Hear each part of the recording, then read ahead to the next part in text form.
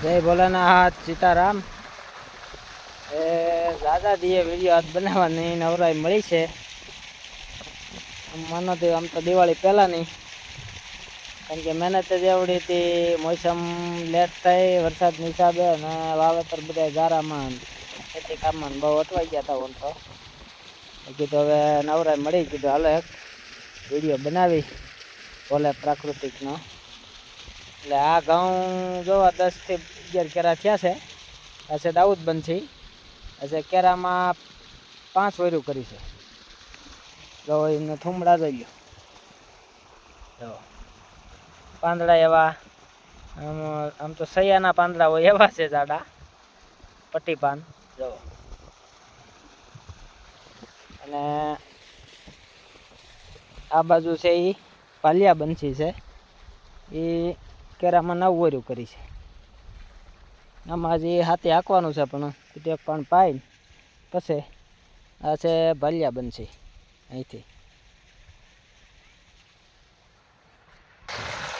જો, અને આ સતત આ પાઇપ એમાં જતો હોય એક ધારો, મનો ને એકનો પાઇપ છે 1 ફૂટ ફેટ જાય છે ત્યાં ઘઉંમાં।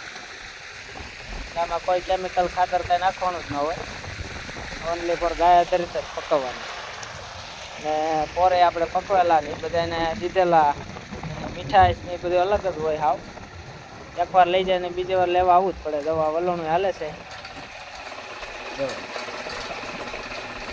એમાં ઓલું પાણી આવતું હોય, મોટરનું પાણી અડધું એમાં આવે, પછી રિકવર થાય અહીંથી, પછી બહાર નીકળે।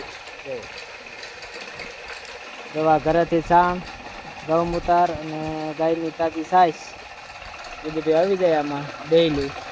કારણ કે હવે ગાવું 3 છે ને 2 વાછડી ને 1 બળદ છે, એટલે 2 ટાઈમ કેરબા હવે આવે, એક બપોર પછી આવે, એક સવારમાં આવે, એટલે ખાતર ખૂટે જ નહીં। વણ તો એવડું પોર કરતાંય જાજુ આવું પાવાનું છે આ ગૌમૂત્ર ને એવું।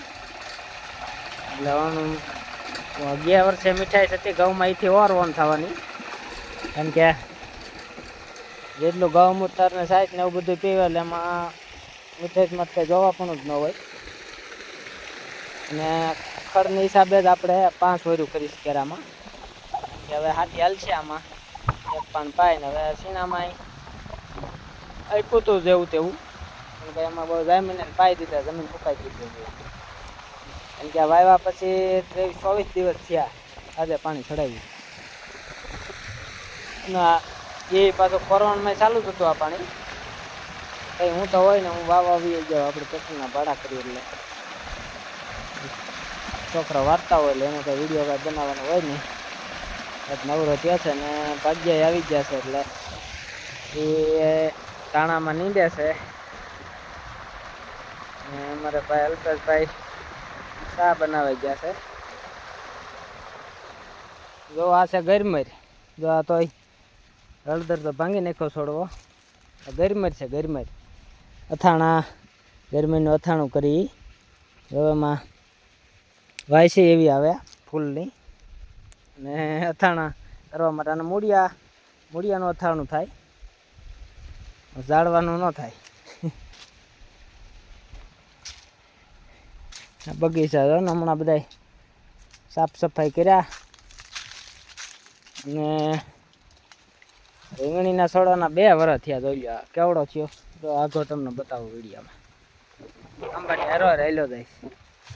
ને રીંગણા જો હવે સિઝન ચાલુ થઈ, જાઓ બબે ને લુરખા, કોઈ ડંખાય નહીં, જો એકદમ નરવા, કંઈ ઘટે નહીં। અને ચડાની લૂમું જોવો,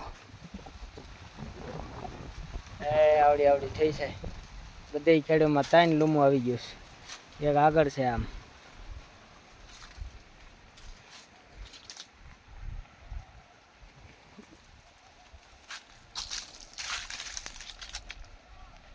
બગીચા બધાય આવવાનું નીંદવાનું ચોખ્ખા કરવાના બાકી છે, કારણ કે વાવેતરમાંથી નવરા થયા હતા, નીંદવા ખોદવાનું બધું ભેગું થઈ ગયું ને લગન ગાળો।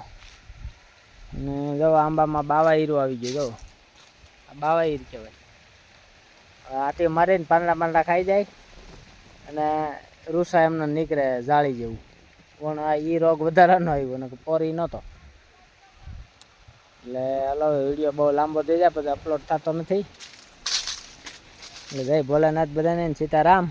વિડીયો સારો લાગ્યો હોય તો લાઈક કરજો અને શેર કરજો, સબસ્ક્રાઈબર કરજો.